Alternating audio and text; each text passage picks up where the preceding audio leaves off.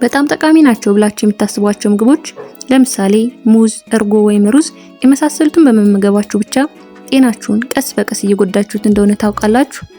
አዎ፣ ስህተቱ ምግቡ ላይ ሳይሆን በበላችሁበት ሰዓት ላይ ነው።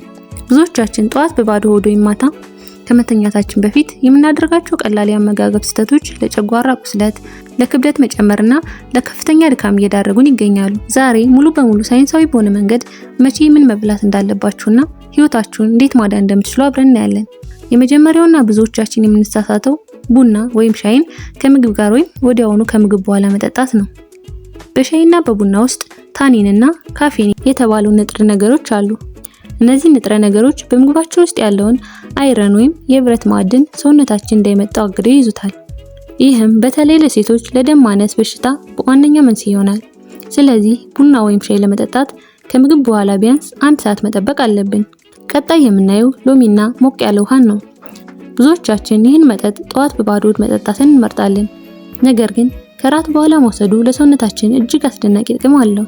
የሎሚ ጭማቂ በውስጡ ሳይትሪክ አሲድ ቢኖረውም በሰውነታችን ውስጥ ሲፈጭ ግን ወደ አልካይን ይቀየራል። ከምግብ በኋላ መውሰዳችን የምግብ መፈጨትን ያፋጥናል። በምግብ ውስጥ የነበሩ ስቦችን በቀላሉ እንዲሰባበሩ ያደርጋል። እንዲሁም ማታ ሰውነታችን ራሱን ከብክለት የሚያጸዳበትን የዲቶክስ ሂደት በእጅጉ ያግዛል። ሶስተኛው ደግሞ ሙዝ በባዶ ሆድ መመገብ ነው።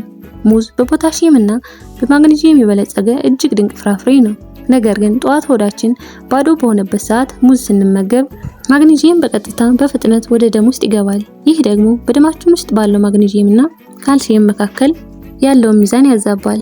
ይህ መዛባት በልብ ስራና በደም ዝውውር ስርዓት ላይ አላስፈላጊ ጫና ስለሚፈጥር ሙዝን ከሌላ ምግብ ጋር ወይም ከቁርስ በኋላ መመገብ ይመረጣል። አራተኛው ሩዝን በእራት ሰዓት ላይ መመገብ። ሩዝ ውስብስብ ካርቦሃይድሬት ወይም ስታርች የበዛበት ምግብ ነው። ማታ ላይ የሰውነታችን ሜታቦሊዝም ወይም ምግብን ወደ ኃይል የመቀየር ፍጥነት በጣም ይቀንሳል። ማታ ሩዝ በብዛት በልተን ስንተኛ ያ ያገኘነው ከፍተኛ ኃይል ሳይቃጠል ይቀራል። ሰውነታችንም በቀጥታ ወደ ስብነት ቀይሮ ያከማቸዋል።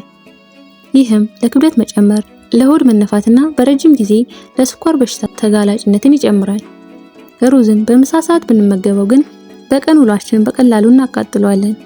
አምስተኛ ወተትን ከቀን ይልቅ በምሽት መጠጣት። ወተት ትሪፕቶፋን የተባለ አሚኖ አሲድ ይዟል። ይህ ንጥረ ነገር በአንጎላችን ውስጥ ሴራቶኒን እና ሜላቶኒን የተባሉትን የእንቅልፍ ሆርሞኖች እንዲመረቱ ያደርጋል።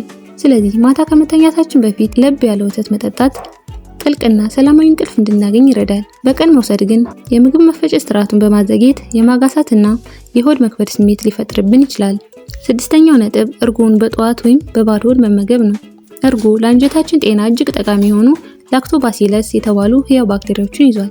ነገር ግን ጠዋት በባዶ ሆድ የጨጓራችን አሲድ በጣም ከፍተኛ ነው። በዚህ ሰዓት እርጎ ስንበላ የጨጓራው አሲድ ጠቃሚ የሆኑትን ባክቴሪያዎች በሙሉ ያጠፋቸዋል። በዚህም የእርጎን የጤና ጥቅም ሳናገኝ እንቀራለን። ስለዚህ እርጎን ከምግብ በኋላ ወይም በከሰዓት መክሰስ መልክ መውሰድ ተመራጭ ነው። ሰባተኛ የዝንጅብል ሻይ ከራት በፊት መጠጣት። ዝንጅብል ጂንጀሮል የተባለ ንጥረ ነገር በውስጡ ይዟል። ይህ ውህድ ከምግብ በፊት ሲወሰድ በምራቅና በጨጓራ ውስጥ ያሉ ለምግብ መፈጨት የሚያግዙ ኢንዛይሞችንና አሲዶች እንዲመረቱ ይነቃቃል።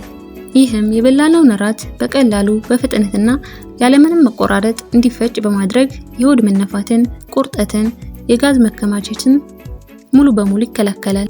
ስምንተኛው አፕልን በጠዋት መመገብ ነው። በአፕል ልጣጭ ላይ ፔክቲን የተባለ ድንቅ የፋይበር አይነት ይገኛል። ፔክቲን ጠዋት ላይ የአንጀት እንቅስቃሴን በማነቃቃት የሆድ ድርቀትን ያስወግዳል። በተጨማሪም በውስጡ ያለው ኦርጋኒክ አሲድ በጉበታችን ውስጥ ያሉ አላስፈላጊ መርዛማ ነገሮችን ጠራርጎ ለማስወጣት ይረዳል። ማታ መመገብ ግን የምግብ መፈጨትን በማዘግየት የጋዝ ስሜት ሊፈጥር ይችላል። ዘጠነኛው ውሃን ከምግብ 30 ደቂቃ በፊት መጠጣት ነው። ይህ ልምድ ጨጓራችን ለምግብ መፈጨት እንዲዘጋጅ ያደርገዋል።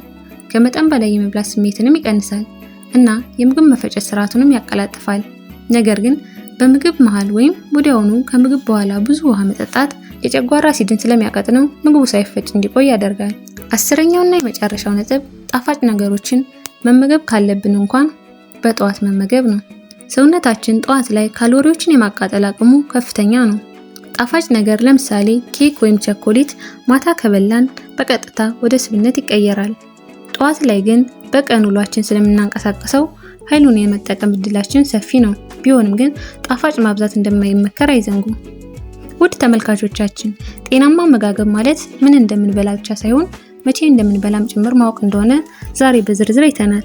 ይህ የዛሬው ዝርዝር መረጃ ጠቃሚ ሆኖ ካገኛችሁት ሼር፣ ላይክ እና ሰብስክራይብ ማድረግ አትርሱ።